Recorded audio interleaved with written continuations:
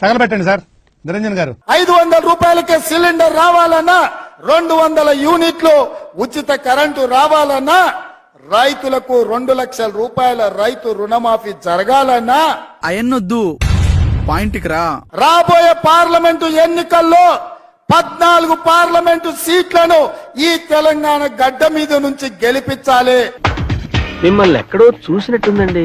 Flash back. మా అక్కలకు current bill నుంచి విముక్తి కలిగేనికే వచ్చే నెల బిల్లు కట్టక 200 యూనిట్లు ఉచితంగా మీ ఇంటి బిల్లు సోనియమ్మ కడుతుంది. 200 యూనిట్ల వరకు వచ్చే నెల ఎవరు పేదోళ్ళు మీ బస్తీలలో కరెంటు బిల్లు కట్టాల్సిన పని లేదు. ఓకే సెకండ్ అండి. నేనేం చెప్తున్నా అంటే రుణమాఫీ అయిన వాళ్ళు అందరూ ఎంబడవై మళ్ళీ 2 లక్షల రుణం తెచ్చుకోరి. డిసెంబర్ 9 నాడు నేను అవి మాఫీ చేస్తా. రుణమాఫీ అయిన వాళ్ళు అందరూ ఎంబడవై మళ్ళీ 2 లక్షల రుణం తెచ్చుకోరి. డిసెంబర్ 9 నాడు నేను అవి మాఫీ చేస్తా.